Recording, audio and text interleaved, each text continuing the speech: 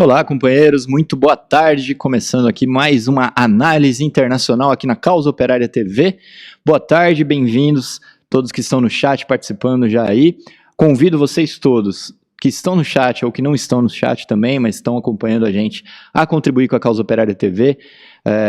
Você pode mandar superchat com o valor que você achar melhor, com comentário, com perguntas, aqui participando da análise. Você pode também ser membro do canal, a partir de R$ 7,99 por mês, você se torna membro da Causa Operária TV. Tem outras maneiras de assinar o canal, outros valores também, caso você possa contribuir com mais. Não deixe de contribuir conosco. Também, uma maneira de contribuir é ajudando a divulgar o nosso vídeo, divulgar o canal nas redes sociais, no Facebook, no Instagram, no WhatsApp, no Twitter. Você compartilha o link para a gente e a gente aumenta o nosso número de visualizações, né? A Causa Operária TV depende sempre da ajuda daqueles que entendem a necessidade de uma imprensa operária, de uma imprensa revolucionária e independente. Clica no sininho também para receber as notificações, dê o like aí no vídeo.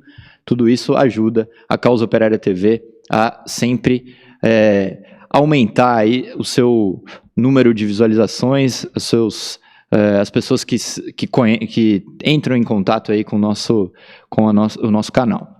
Bom, hoje o tema da análise internacional vai ser sobre o que a epidemia revela sobre o capitalismo.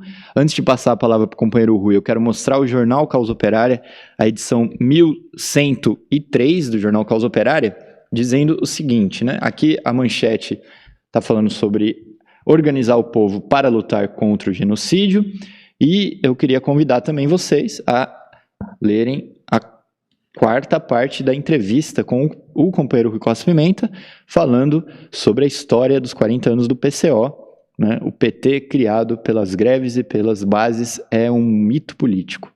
Aqui é o trecho aqui da entrevista com o companheiro Rui, né? Tem também a coluna, né, semanal no jornal Causa Operária do companheiro Rui Costa Pimenta, aqui nos nossos editoriais, que com o título de Todos Unidos, também polemizando aí com a ideia da unidade nacional pela salvação contra o vírus, etc. e tal. E aqui ainda o nosso segundo caderno de teoria, história,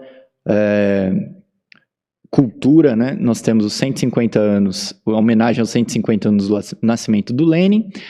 Aqui a palestra transcrita do companheiro Rui, Graciliano Ramos, Literatura e Política. Essa é a última parte, a terceira e última parte da palestra, da transcrição da palestra.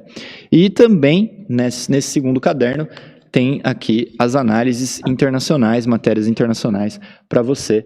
Então, adquira o jornal Causa Operária dessa semana, jornal que existe há 41 anos, desde 1979, aí com os militantes do PCO nas ruas, defendendo os interesses dos trabalhadores, né, e do povo. Bom, eu vou passar então a palavra para o companheiro Rui, lembrando que você pode mandar perguntas para a gente, que a gente lê aqui. A gente está de volta para ler as perguntas na segunda parte da explicação. Então, boa tarde, Rui. Boa tarde, Henrique. Boa tarde a todos.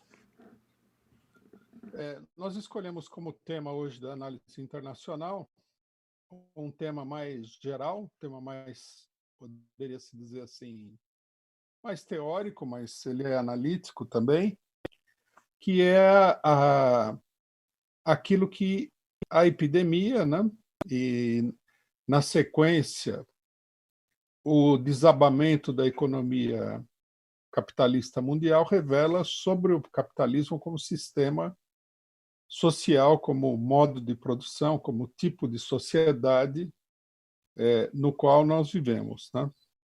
Eu acho que nós podemos tirar aqui algumas importantes conclusões do que nós vimos até agora, e o que nós vimos até agora é extremamente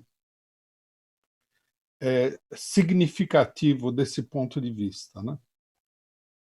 Primeira questão que nós temos que eu gostaria de chamar a atenção de todos é a seguinte: é a crescente incidência das epidemias, né? Nós tivemos aí como epidemias grandes no último período, nós tivemos a epidemia do SARS, do MERS, né? Anteriormente ou concomitantemente, nós tivemos epidemia de malária. Anteriormente a essas, nós tivemos a epidemia de cólera, tá? E cada um dos países há um tipo de epidemia particular, principalmente nos países pobres, onde as condições de vida da população estão muito deterioradas, né? Nós vimos recentemente no Brasil a epidemia de dengue, de sarampo e outras doenças. Nós temos, inclusive, aí, em vários países do mundo, o ressurgimento de doenças que todo mundo pensava que estava extinto, né? Ou que estava praticamente extinto, estão reaparecendo. Nós temos epidemia de tuberculose e tudo mais. Essa incidência de epidemias que agora avançou no sentido da atual epidemia do coronavírus, né, que se transformou numa pandemia mundial, ela não é uma coisa do acaso. A imprensa, logicamente, capitalista, né, os capitalistas, os governos, as instituições capitalistas de um modo geral, procuram ocultar o fato de que a existência dessas epidemias é uma anomalia do ponto de vista, né, do desenvolvimento já obtido pela sociedade capitalista. Por que nós temos tantas epidemias, uma na sequência da outra? Todo mundo sabe que uma das grandes epidemias do século XX foi a epidemia da gripe espanhola, e a epidemia da gripe espanhola foi um resultado da Segunda Guerra Mundial, da Primeira Guerra Mundial, né? Nesse momento aqui, nós não temos aí nenhuma guerra mundial, nenhuma catástrofe desse tamanho para gerar, né, uma situação de proliferação de doenças contagiosas, né? Logicamente que nós temos muitas crises, há muitos lugares, né, a imprensa internacional, a burguesia não chama atenção para isso, mas há muitos lugares como a Síria, como o Iêmen, por exemplo, onde a situação é uma situação gravíssima, e a guerra ela é seguida, logicamente, de epidemias diversas, né? A guerra ela provoca uma baixa na infraestrutura e nas condições de vida da população, de forma que as epidemias tendem a proliferar. Mas nós estamos tendo essas epidemias nos Estados Unidos, né, na Europa, no Japão, nos países mais desenvolvidos do mundo, sem que esses países tenham sofrido nenhum tipo de catástrofe social tal e qual uma guerra, né? Então isso tem que chamar a atenção de todos, e mais, né, não apenas a existência da epidemia, que agora se transformou numa pandemia mundial, mas o ritmo com que essas doenças vêm se desenvolvendo, né, e vêm aumentando. Algumas dessas epidemias foram grandes, né, que chegaram a atingir aí mais de 1 bilhão de pessoas. E essa daqui é a maior de todas. Quer dizer, há uma escalada, né, há uma progressão no desenvolvimento das epidemias. Isso daí é resultado, né, eu acho que esse é o ponto mais significativo, da deterioração total do investimento estatal na prevenção de doenças.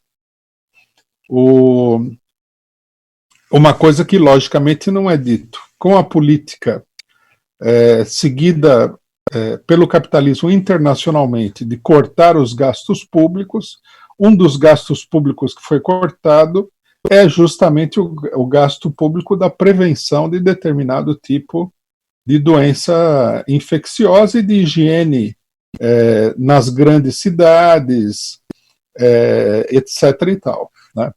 Isso daí explica o crescimento dessas epidemias e o pior, né? O pior de tudo é que aponta para o fato de que essas epidemias vão voltar a acontecer e vão se multiplicar, né? As explicações que são dadas aí de que o vírus começou porque alguém comeu um animal, etc. e tal, elas, logicamente, não são suficientes para explicar um desastre, de saúde pública desse tamanho. É que não há, na verdade, nenhum tipo de prevenção. Ou, digamos assim, o investimento em prevenção é muito baixo, diminuiu muito e tudo mais. No caso do Brasil é muito claro, né? O Brasil ele está sofrendo aqui 4 ou 5 epidemias simultâneas. Por que nós temos tanta epidemia e de doença, em geral, que se imaginava que tivesse desaparecido, né? No caso do sarampo, por exemplo. É porque os cortes na saúde pública, na higiene pública, nas condições sanitárias, levaram ao reaparecimento dessas doenças. Quer dizer, esse é um efeito, né, do colapso da capacidade do capitalismo de sustentar um determinado modo de vida. Nós tivemos aí a demonstração desse problema em outros acontecimentos que não são de saúde pública, mas que são significativos e que, logicamente, são muito pouco falados porque eles revelam o descalabro geral da economia capitalista. É o caso, por exemplo, da destruição da Catedral de Notre Dame, um dos principais marcos históricos da França e da cultura mundial, que desabou, pegou fogo, porque justamente o investimento na preservação do patrimônio histórico é cada vez menor, né? Na época, nós, inclusive, denunciamos esse fato. Vários técnicos falaram que o que aconteceu com a Notre Dame pode acontecer com milhares de outros locais que são patrimônio histórico, né? Nós tivemos em São Paulo também uma crise muito grande, que também teve pouco destaque, né? Tudo isso tem pouco destaque na imprensa, que foi o problema do colapso de várias pontes em São Paulo. Por que essas pontes, isso daí é uma grande ameaça para a segurança da população? Por que essas pontes estão entrando em colapso? Porque não há manutenção preventiva para evitar o colapso. Quando começaram a cair várias pontes, né, a prefeitura tratou de atacar o problema. Mas esse modo de enfrentar o problema, seja na infraestrutura urbana, seja na saúde pública, seja na defesa do patrimônio cultural, esse modo de enfrentar o problema, que é quando o desastre começa a se tornar extremamente grande, você entrar lá para tentar evitar um aprofundamento do desastre, é uma política, evidentemente, insustentável, uma política de apagar incêndios depois que eles já começaram, e não de impedir que esses incêndios aconteçam. É importante que fique absolutamente claro que isso é um problema da incapacidade de investimento capitalista, da falência dos estados capitalistas, né? E do fato de que, para sustentar o capitalismo numa situação totalmente falimentar, é preciso desviar os recursos de todas as áreas para manter o capitalismo funcionando.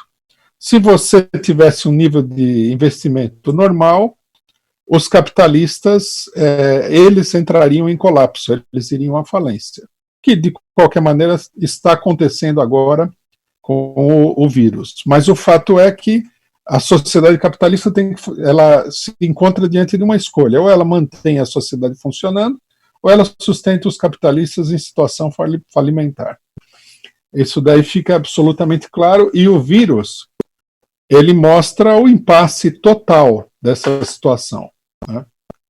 Bom, uma segunda questão é mais uma denúncia de um mito, né, que se criou, que é a ideia de que há uma governança, para usar uma palavra mais da moda, né, global. Isso daí se mostrou, no caso do vírus, uma completa ilusão, né?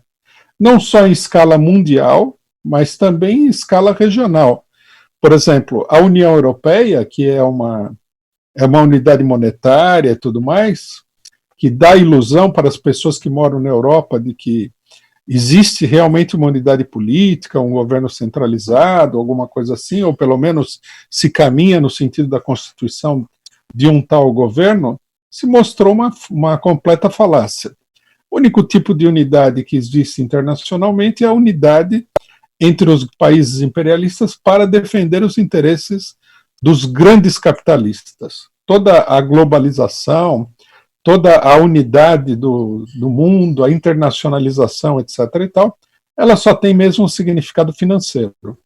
Quando apareceu essa pandemia global, o que nós vimos, né, e isso é muito óbvio, foi que os países, né, e dentro dos países ainda mais, a coisa se transformou num salve-se quem puder. Nós vimos, inclusive, aí o governo, o Estado norte-americano pirateando o equipamento médico dos outros países, inclusive dos países imperialistas. Do Brasil, com certeza, né? Mas também dos países imperialistas. Nós chegamos ao ridículo de que alguns países tinham que desviar a carga comprada aí para outros países para depois chegar no seu país para não serem roubados pelos norte-americanos. Não há, até o momento, né, nenhum tipo de orientação global para enfrentar a situação. Não há um esforço conjunto dos países, não há nada. Cada país por sua própria conta e risco, e dentro do país, logicamente, né, as diferentes classes sociais vão pagar de maneira diferente pelo desenvolvimento da crise, né? Ao invés de uma resposta unitária, que mostraria assim, um mundo civilizado e tal, que o capitalismo estaria superando, alguns dizem isso, né, o seu caráter completamente anárquico e de concorrência destrutiva, o que nós vimos foi a concorrência destrutiva tomar conta num dos momentos mais graves, né, das últimas décadas para toda a humanidade. Esse panorama é ainda pior no que diz respeito aos países imperialistas e países atrasados, né? Os países imperialistas, eles fazem permanentemente a campanha de que eles estão aí ajudando os países atrasados, né? Então você tem uma destruição no continente africano, por exemplo, ou no continente americano, né, na América Latina, na Ásia, uma situação de devastação econômica, de guerras e tudo mais. Aí vem a filantropia dos países desenvolvidos e dá aí alimentos, manda um médico, né, para cuidar de alguns casos da situação absolutamente catastrófica em que esses países vivem. Bom, essa filantropia ela fica desmascarada agora porque nenhum país atrasado está sendo efetivamente auxiliado pelos países desenvolvidos, pelos poderosos países imperialistas que mal conseguem dar conta da situação dentro do seu próprio país. Quer dizer, a ideia, né, de que existe um sistema de solidariedade internacional, que logicamente sempre foi absurdo, né? Os países imperialistas retiram trilhões de recursos financeiros, criam situações devastadoras de guerra, jogam os setores da população um contra o outro, e depois devolve isso aí numa migalha de ajuda para evitar que a situação se torne mais explosiva do que já é. Isso daí veio mesmo esse sistema, que já era um sistema enganador, veio totalmente abaixo. Na atual situação, nós estamos com uma administração da crise que é a seguinte: os países imperialistas estão procurando administrar a crise nos seus próprios territórios, não estão conseguindo muito bem, veja-se o caso da Itália, França, Espanha, Estados Unidos, mas estão empenhando todos os seus esforços em resolver o seu problema da crise de epidemia e da crise econômica, lógico. E os países atrasados, né, são obrigados a se virar com o que restou, né? A internacionalização, a globalização, o capitalismo, o livre mercado, toda essa farofada idiota da ideologia capitalista vem abaixo. Bom, um terceiro ponto que ficou muito claro na crise, mas muito, muito claro, todo mundo fala disso, né? Não há como não falar, é o fato de que o sistema de saúde de todos os países foi completamente destruído. E eles não têm condições de enfrentar uma crise desse tamanho. Em todos os países, não apenas faltam leitos, como que o fato de que a infraestrutura de saúde se deteriorou demais, a própria resposta no sentido de suprir as necessidades que estão sendo criadas pela crise é completamente ineficaz, né? E, inclusive, logicamente que nós temos que dizer que isso daí não é apenas um problema da incapacidade de investimento ou do fato de que o investimento é desviado para o setor privado, né? Mas é também um problema de vontade política desses governos, uma vez que, para a maioria dos governos, inclusive nos países imperialistas, é muito mais simples deixar a população morrer, na medida em que isso aí não provoque uma grande crise social, do que investir dinheiro do Estado, que seria destinado aos capitalistas, para salvar a população. Então aí nós temos uma combinação perversa. Nos lugares onde a estatização do sistema de saúde é maior, como é o caso dos Estados Unidos, né, o efeito devastador da crise também é maior. Isso apesar do fato de que os governos, as administrações públicas, os governos norte-americanos se empenharam para testar a população e tudo mais, mas não conseguiram evitar uma situação absolutamente catastrófica. Um outro fator é a miséria da maioria da população, né? São poucas as notícias que chegam, né? Você precisa procurar muito para ver a situação em países e regiões muito populosas com uma grande população pobre. Na América Latina nós estamos vendo, né? A situação é absolutamente catastrófica. No Brasil, por exemplo, todo o esforço, né, da administração pública de conter a crise através do isolamento social é um fracasso, porque não há como impor, numa escala total, esse isolamento social. Quer dizer, a miséria da maioria da população, que é uma miséria que aumentou muito nos últimos 40 anos, devido à política de destruição das forças produtivas, que é chamada de política neoliberal, é um fator se mostrou também ser um fator fundamental para espalhar aí o contágio e o aumento da pandemia em todos os lugares. Bom, um dos aspectos mais significativos, na minha opinião, que eu acho que mereceria ser muito discutido, porque isso aqui mostra de uma maneira mais profunda aquilo que o marxismo fala sobre o capitalismo, ou seja, que o capitalismo ele é incapaz de desenvolver efetivamente as forças produtivas, é a total, ao lado, né, da incapacidade de prever, de planejar para enfrentar a situação, é a total incapacidade de resolver o problema do ponto de vista científico. Tá? Em primeiro lugar, não há um método para tratar da pandemia. No Japão, na Suécia, em outros países, não foi feito o isolamento, foi feito um isolamento seletivo com os casos de contaminação, população de risco, etc. e tal. Em outros países, há um duríssimo confinamento, quer dizer, não há um método, em última instância. Isso que seria um problema da ciência, né? Como tratar uma epidemia, que deveria ter uma metodologia definida, isso simplesmente não existe. Nós vimos aí muita gente no Brasil falando, numa polêmica meio estéril contra o Bolsonaro, que propõe que não se faça absolutamente nada, que se deixe a população morrer. As pessoas apontavam o confinamento e falavam assim, isso aqui é ciência. A verdade verdadeira é que não há ciência nenhuma. Qual é o critério? Não há um critério, não há um estudo, não há uma solução efetiva para o problema. Tá? Então, em cada lugar se procura resolver o problema de uma determinada maneira, ou seja, não através da ciência, mas através da improvisação, através da especulação de quais seriam, né, as soluções para esse problema. Uma segunda questão que chama muita atenção é a completa dispersão de esforços para pesquisar uma cura.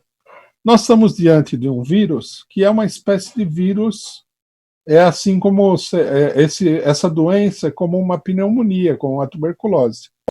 É uma doença que deveria ter uma cura de maneira relativamente rápida.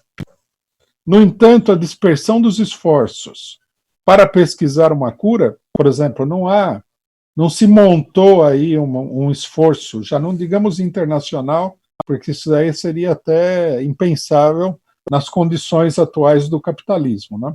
Mas mesmo nos países não há um esforço concentrado para se descobrir uma cura, né? Você tem uma pandemia que ameaça matar milhões de pessoas em todo o globo terrestre. O natural seria, numa sociedade civilizada, numa sociedade racional, que se montasse aí um projeto, né, com um grande número de cientistas e especialistas da área, um financiamento muito grande para resolver o problema de uma vez. Seria, inclusive, inclusive do ponto de vista capitalista, seria a maneira mais econômica de resolver o problema. Mas a questão é que o esforço ele só pode ser feito de uma maneira dispersa, um pouco pelo poder público, algumas empresas que são da área, né, da produção de medicamentos. Num país, 2 ou 3 setores estão fazendo a mesma pesquisa, isoladamente.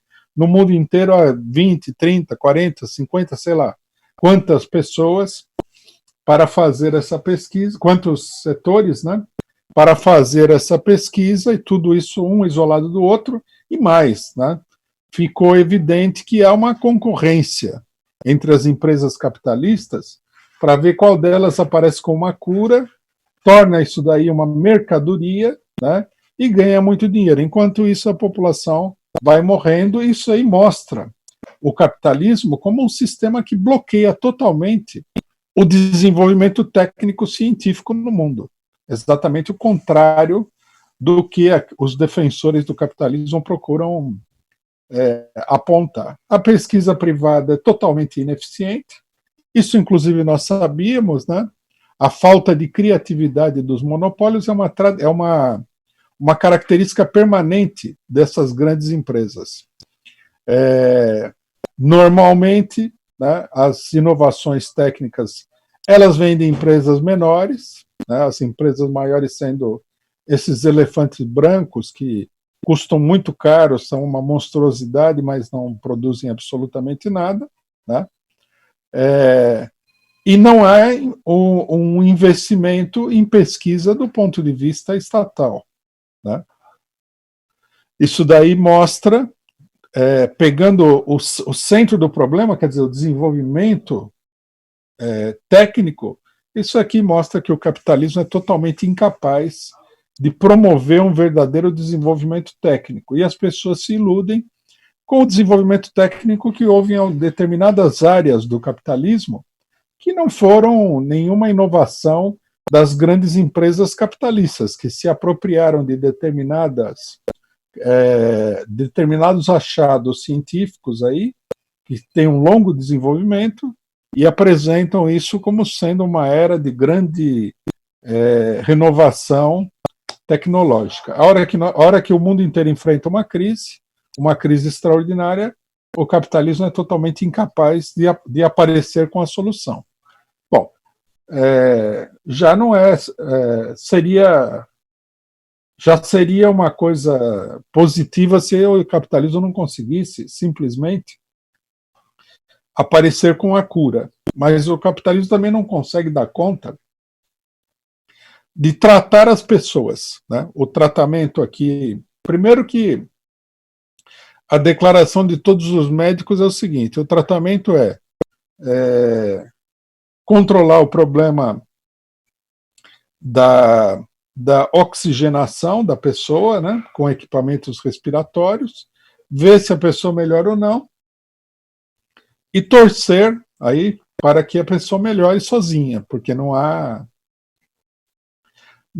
nem mesmo um conjunto estabelecido de remédios que poderiam levar a um controle, a uma manutenção, uma estabilização do paciente da doença que já foi infectado. Quer dizer, você não tem nem o remédio para curar e você não tem nenhum tratamento efetivo para cuidar das pessoas que estão doentes. Isso aí mostra uma situação de descalabro, desmascara completamente, né, o poder do capitalismo de promover soluções para a sociedade, né? No final das contas, todo aquilo que é apontado como desenvolvimento capitalista, na verdade, é um sistema de produção de bugigangas, né? de coisas que algumas são úteis, outras não são relativamente inúteis, mas quando se colocam problemas efetivos para serem resolvidos, o capitalismo não é capaz de dar conta, né? Os governos capitalistas, então, né, essa é uma outra questão, eles se mostram absolutamente incompetentes para lidar com o problema.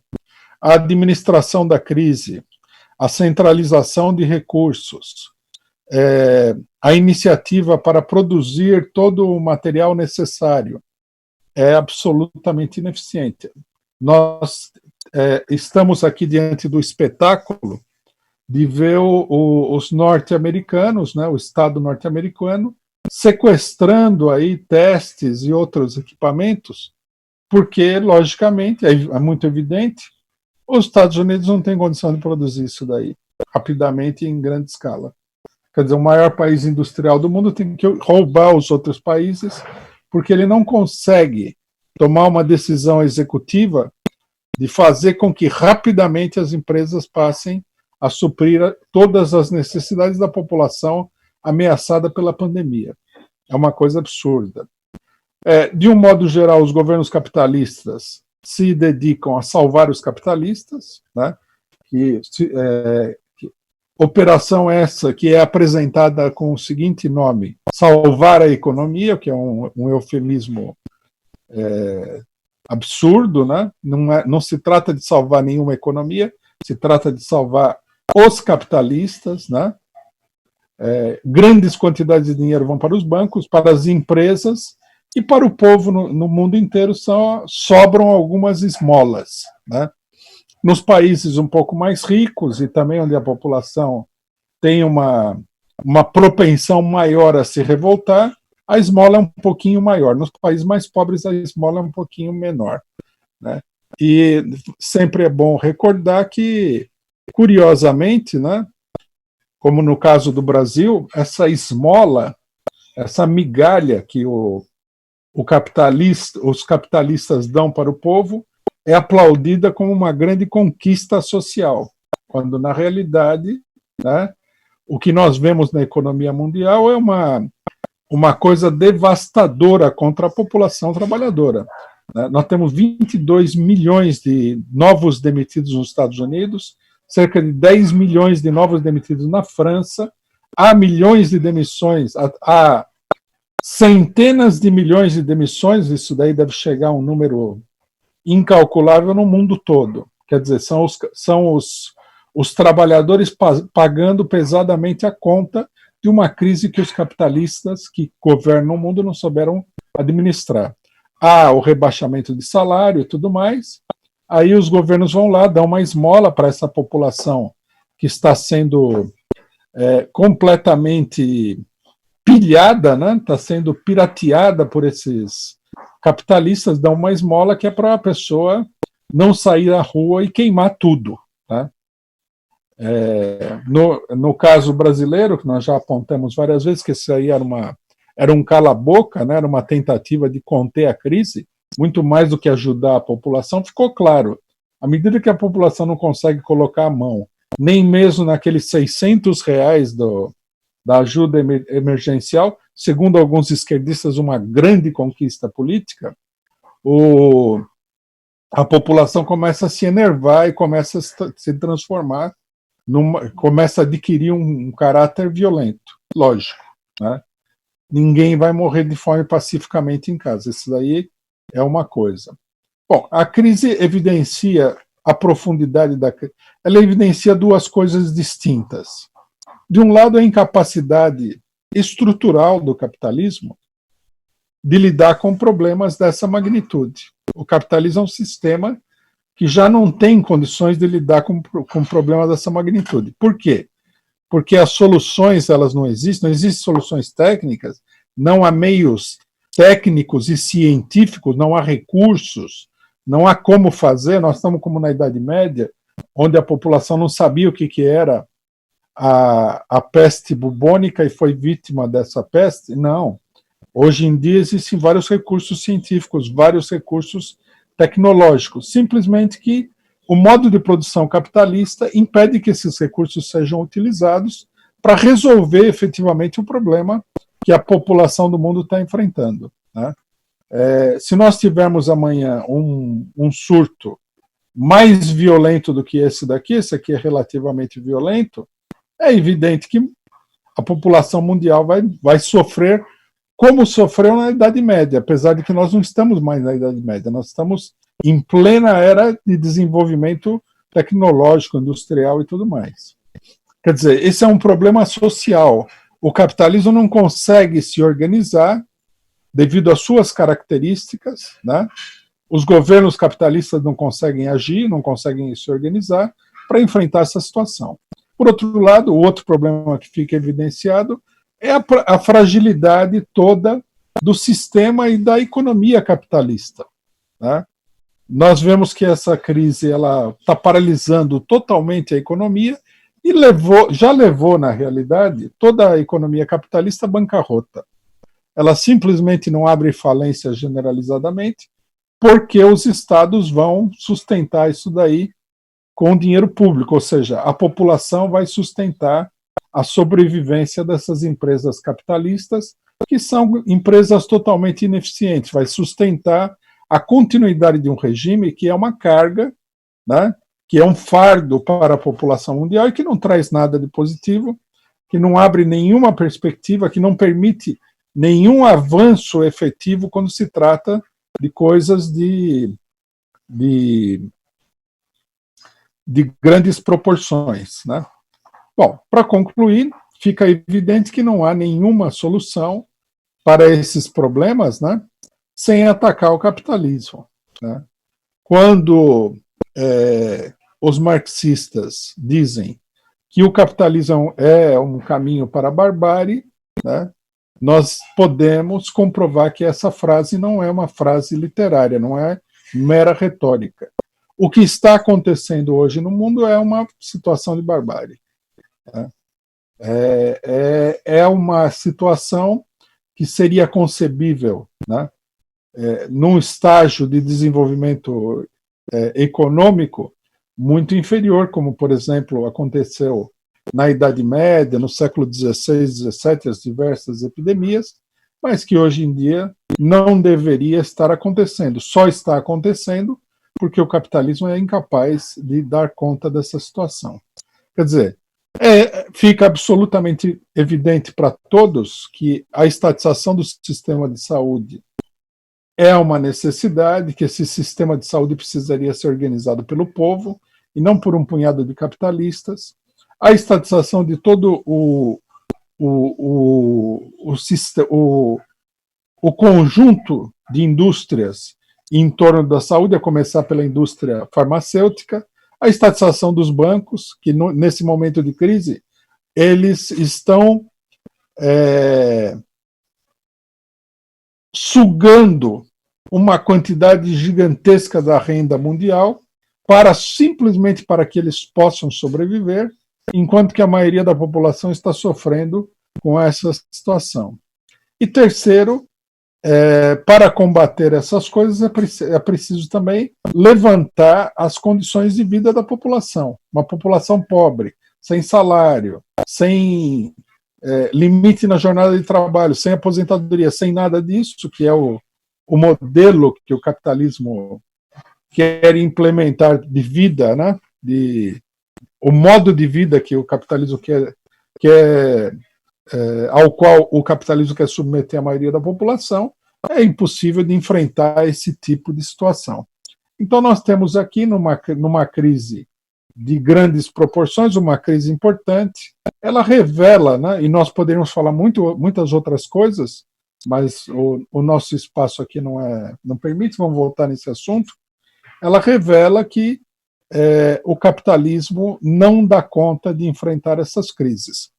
E aqui a lei é o seguinte, né, a lei da sociedade humana é a seguinte: se você não dá conta, você tem que entregar o bastão. É hora de entregar o bastão para um sistema social superior, um sistema social verdadeiramente civilizado, um sistema social que verdadeiramente atenda às necessidades da população e que seja um fator de progresso técnico, científico e social no mundo, que é o socialismo.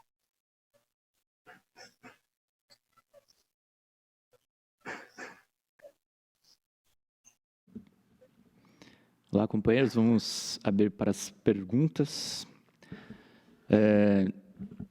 A primeira pergunta aqui, Rui, é do companheiro Jean Valjean.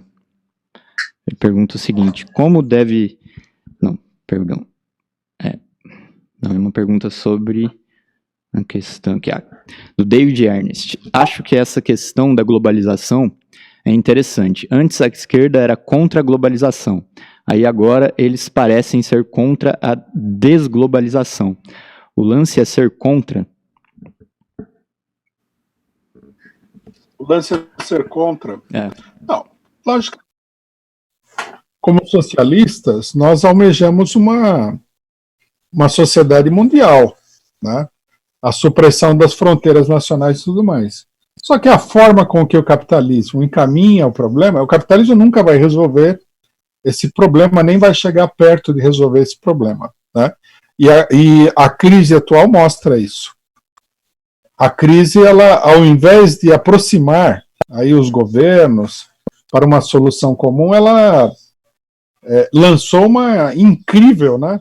Incrível, escandalosa competição, concorrência entre os diversos países. É isso que aconteceu. Então, quer dizer, o capitalismo nunca vai criar uma sociedade mundial. Então, nesse sentido, né, o problema não é ser a favor ou contra a globalização, mas é ver efetivamente o que está sendo feito em nome de uma suposta globalização. Nesse momento, a gente vê, a globalização ela não permite, por exemplo, um intercâmbio de mercadorias mais fluido na questão da medicina. Ela não permite, ela não funciona como divisão de trabalho se você quiser aqui um equipamento para enfrentar a pandemia. Onde é que está esse equipamento? Quem está vendendo? Não tem. Quer dizer, então a ideia da globalização, que era um livre trânsito de mercadorias para atender melhor as necessidades da população, se revela uma farsa total. A única globalização que tem aqui é todo mundo trabalhando para salvar os bancos.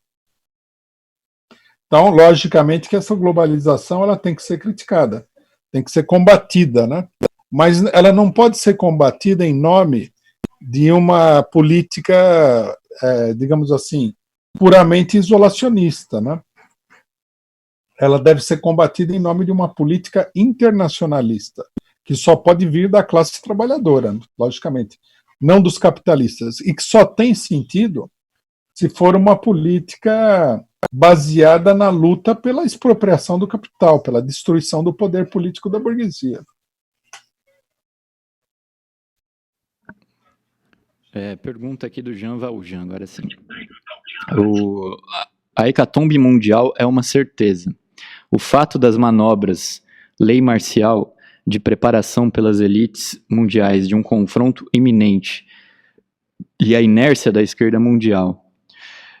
Genocídios no horizonte? Ele pergunta. Bom, o gênero já começou, né? O número de mortos já é muito grande.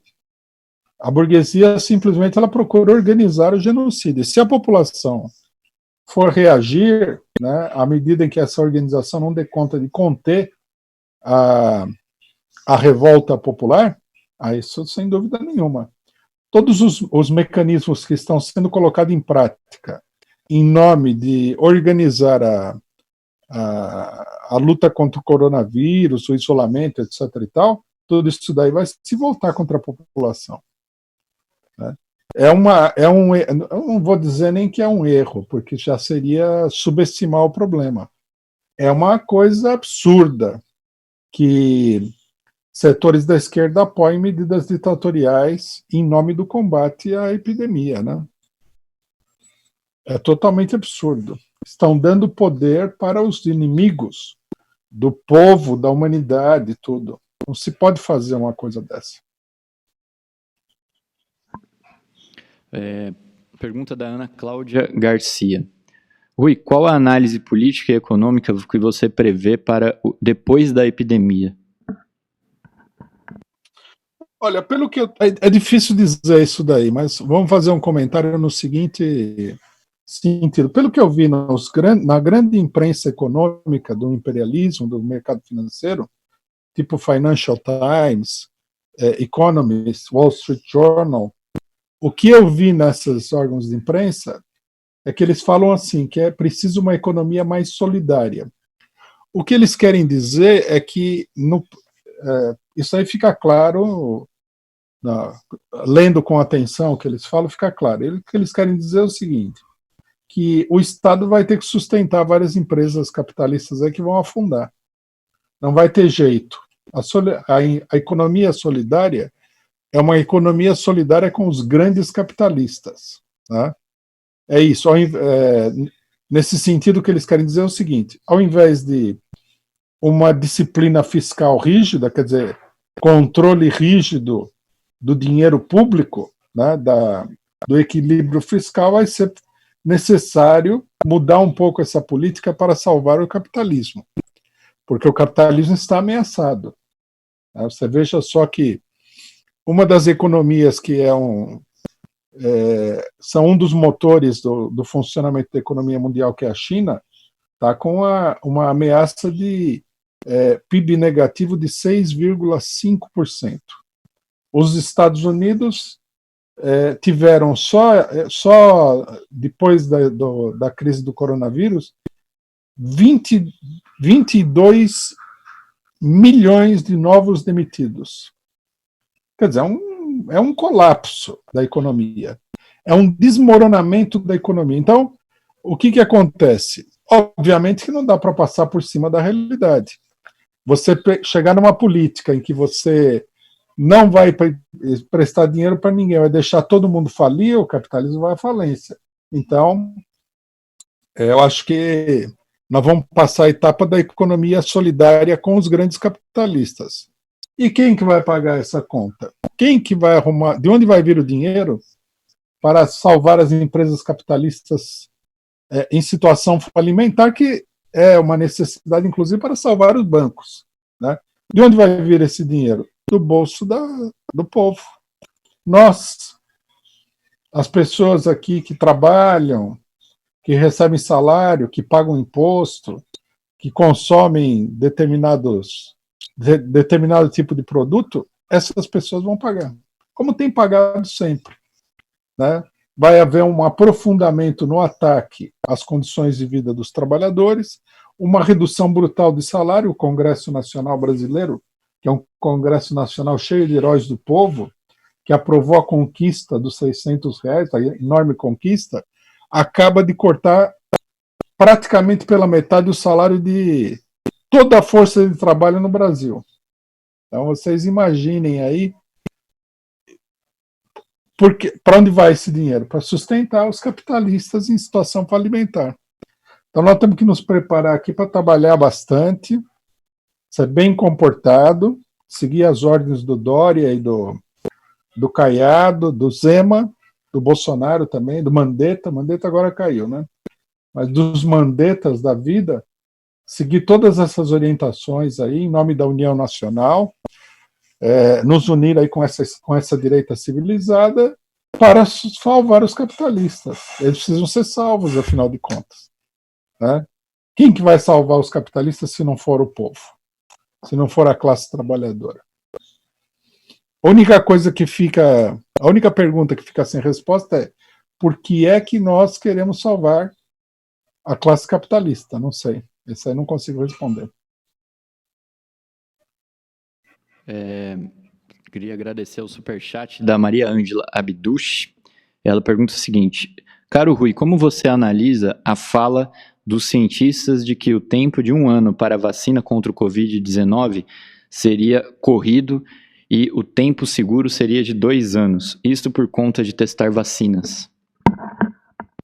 Bom, isso aí mostra que todo esse sistema da ciência e tecnologia que existe no mundo, que é uma burocracia, e como todas as burocracias altamente ineficientes, é uma piada. Você tem gente morrendo aí às pencas. O cara fala que vai daqui 2 anos já morreu todo mundo, é absurdo. É como se você tivesse um bombeiro que demorasse 2 dias para chegar no local do incêndio. Como é que você vai fazer? É um bombeiro de comédia, né? É um bombeiro de comédia pastelão. Ele só chega lá para jogar água no lugar que foi destruído pelo fogo. É ridículo. Por isso também que, quando a gente fala que o negócio da ciência tem que ser visto de um ponto de vista político, nós falamos sempre isso daí. Muita gente acha que não. Não existe ciência acima da política. A ciência está controlada, está dominada pela luta de classes. Um sistema científico que nem existe também, vamos falar que é verdade.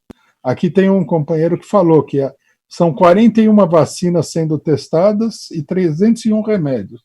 Eu não sei se ele falou isso daí para dizer que é bom, mas na minha opinião é horrível.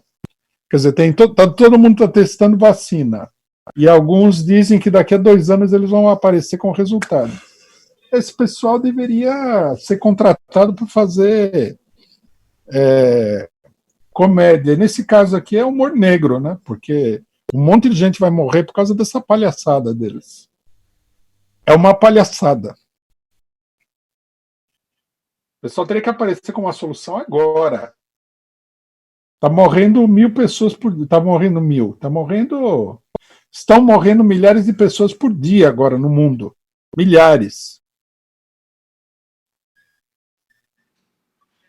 Você vê, inclusive, o aspecto, como é que se diz?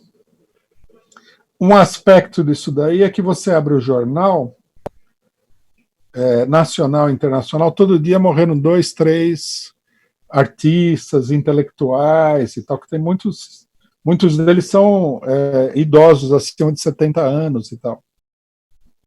É isso daí. Daqui 2 anos eles vão aparecer com a vacina, se aparecer também, né? Porque, por exemplo, câncer não tem cura, AIDS não tem cura. É muita ciência e pouco resultado. Próxima pergunta do Jair Lopes. Rui, como você pensa que a burguesia vai tratar a questão da relocalização de indústrias, visto a dependência mundial de EPIs vindo da China? Eu acho que vai haver uma mudança nisso.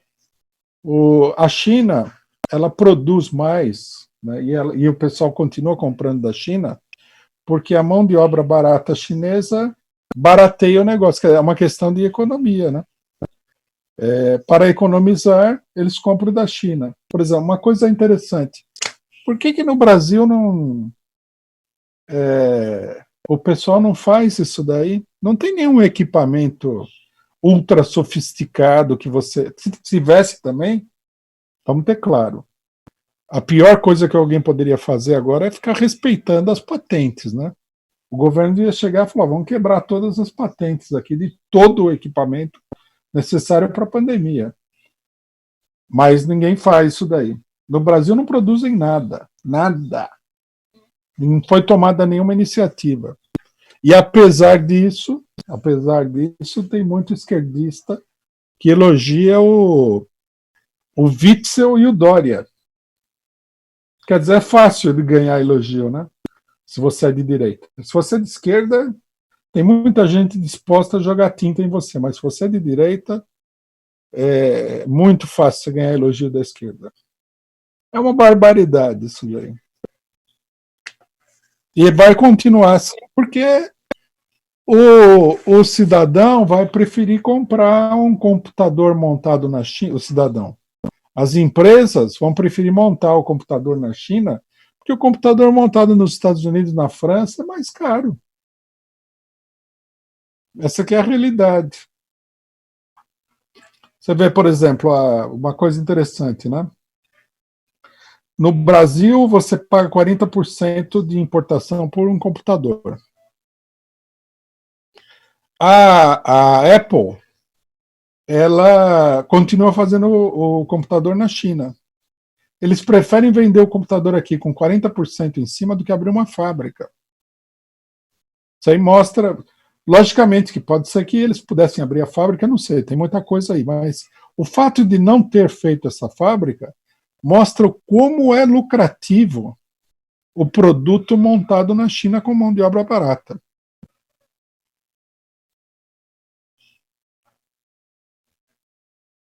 Próxima pergunta é o superchat do Robson Silva da Silva. Muito obrigado. Rui, na sequência da crise de 29 houve a ascensão do nazismo e a Segunda Guerra. Você acha que podemos progredir para uma terceira guerra depois do Covid? Pode ser, não diretamente em consequência da epidemia, né? Mas em consequência do desmoronamento da própria economia capitalista.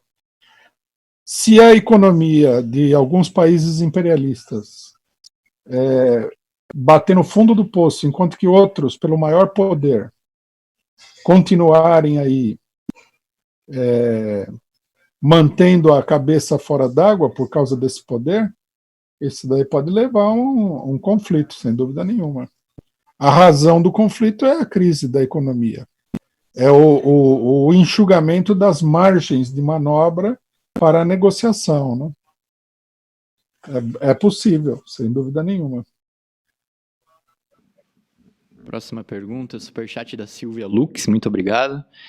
Levando-se em consideração a atual decadência do capitalismo, podemos afirmar que a burguesia vê com bons olhos o genocídio pela Covid-19? Eu acho que, de um ponto de vista geral, sim. Inclusive, eu vi declarações aí de pessoas que são parte da burguesia, né? Hoje mesmo estava vendo uma declaração de uma modelo russa. E ela falava assim, que era bom que esse pessoal morresse. Ela pensa assim, vão morrer os outros, né? É o pensamento da burguesia. Eu não vou morrer. Eu sou muito melhor do que os outros. É bom que morra aí esse pessoal, que diminua a população mundial, porque o ser humano está empesteando o planeta e tal. Na verdade, o que ela quer dizer é o seguinte: eu estou aqui, eu sou rica, eu quero usufruir desse planeta, quero ficar numa ilha maravilhosa, etc. e tal. E aí vem essa plebe, essa ralé, essa escória humana, joga uma garrafa PET na minha praia maravilhosa. E muitas outras coisas, né? Como a pessoa não vê que efetivamente o capitalismo reduziu muito as forças produtivas, existe o exército de reserva de mão de obra muito grande, eles acham que se morrer o pessoal não faz, não tem problema absolutamente nenhum. Eu acho que esse pensamento é predominante entre os capitalistas. Inclusive, eles gostam muito da morte dos velhos, né? Porque quanto mais velho morrer, e está morrendo muito velho aí, menos aposentadoria você tem que pagar. O seguro de saúde não tem que pagar nada. O velhinho pagou a vida inteira aí, depois que destruíram a saúde pública, ele pagou a vida inteira o seguro-saúde aí da empresa de saúde. Aí a hora que ele vai usufruir, que ele está velho, a saúde debilitada, ele morre e pronto. Imagina o ganho, né? É como ganhar na loteria. Eu não tenho a menor dúvida de que, para os capitalistas, se for possível, eles deixam morrer um monte de gente. Veja o Bolsonaro. O que o Bolsonaro está falando é assim: vamos para a rua e quem pode mais chora menos. A burguesia acredita que, primeiro, ela vive em ambientes mais seguros. Segundo, ela é mais bem alimentada, mais bem tratada, não tem problema, não trabalha, né? Pratica esporte, sei lá o quê, tem bom tratamento de saúde, essa coisa toda, tem mais chance de sobreviver do que o pobre coitado que come mal, trabalha em condições insalubres, vive em condições insalubres. Eu não tenho dúvida. O único problema que para a burguesia não embarcar nisso daí assim abertamente é que, logicamente, que o povo que vai ser sacrificado está vivo, tem inteligência e pode se revoltar e ter consequências gigantescas. Não fosse a ameaça, né, potencial de revolta popular, não tenho dúvida nenhuma que eles deixariam um monte de gente morrer. Para a economia burguesa, para a burguesia, do ponto de vista da economia, uma boa parte da população é só gasto inútil. Tem que gastar com polícia, tem que gastar com não sei o quê, não sei o quê. E eles, no final das contas, não estão produzindo nada que seja essencial. Então, quer dizer, um enxugamento da população pobre aí, para eles, seria uma dádiva. A única coisa é que, se começar a morrer muita gente, a coisa pode se descontrolar e a população pode ir para cima deles e acabar com essa farra, né, dos capitalistas. É mais um motivo para a gente ver que o capitalismo é um sistema superado, porque quando chega nesse ponto, em que as pessoas podem considerar que as outras pessoas são totalmente supérfluas, que você pode deixar o povo morrer aí aos milhares, aos milhões, evidentemente que é um sistema social que está falido, que está ultrapassado pela história, né? A própria sobrevivência da população toda depende de acabar o mais rapidamente possível com esse sistema social, que é um sistema social monstruoso. Bom, última pergunta, nosso tempo está estourando. É o seguinte, pergunta do Arthur Freitas. Na atual situação do capitalismo, quanto tempo pode durar essa epidemia?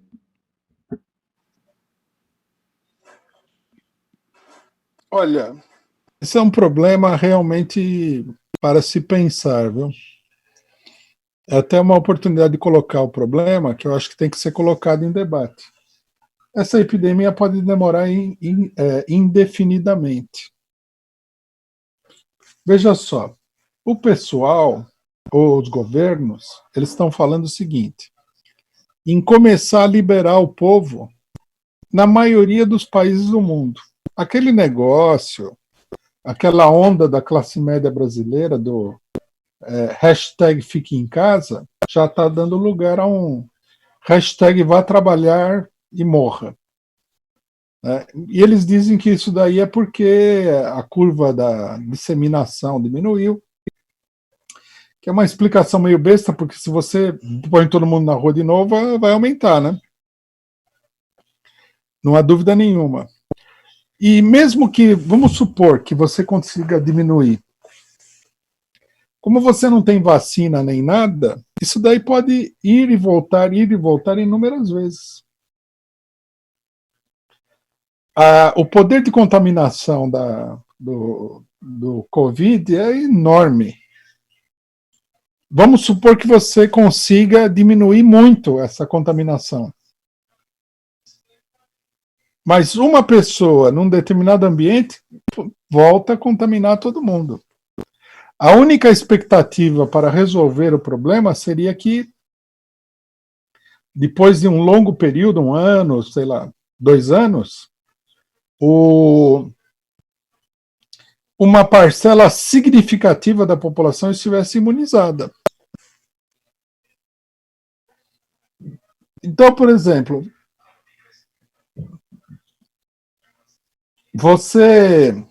depois que acabar a pandemia, digamos assim, vai ter muita gente contaminada ainda.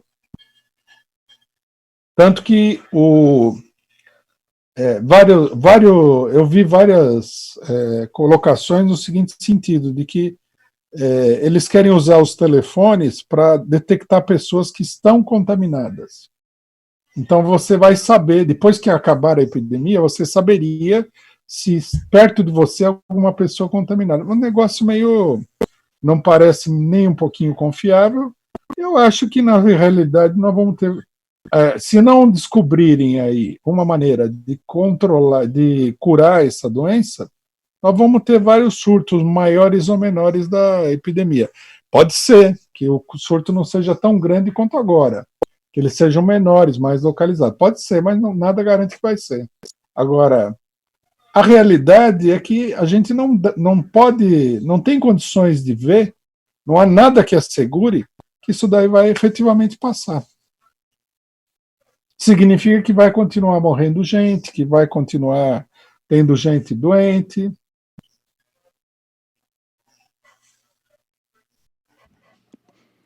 Bom, companheiros, essa foi a última pergunta. Eu queria agradecer a todo mundo que participou, nossa audiência foi muito boa hoje. Também aproveitar para convidar vocês para o próximo programa do Companheiro Rui, amanhã, a análise política da semana, a partir das 11h30 da manhã, ao vivo. Então fiquem ligados aqui na Causa Operária TV, amanhã, na análise política da semana. Lembrando também que o Companheiro Rui tem o programa Marxismo, todas as segundas-feiras, às 13 horas, ao vivo. A análise política na TV 247, todas às terças, às 16 horas, ao vivo, com transmissão simultânea aqui na Causa Operária TV, e nas sextas-feiras, a análise internacional às 14 horas. No próximo sábado, sem ser amanhã, no outro sábado, dia 25, também o companheiro Rui vai participar de um debate sobre literatura, às 19 horas, e nós vamos transmitir ao vivo o debate aqui na Causa Operária TV, então já marque aí no seu calendário, debate sobre literatura com o companheiro Rui. Bom, é isso. Amanhã a gente se reencontra na análise política da semana. Muito obrigado pela audiência. Fiquem ligados agora. Daqui a pouco, às 19 horas, tem Cineclube Luiz Buñuel e às 20h30 da noite tem o resumo do dia aqui na Causa Operária TV. Até mais, pessoal.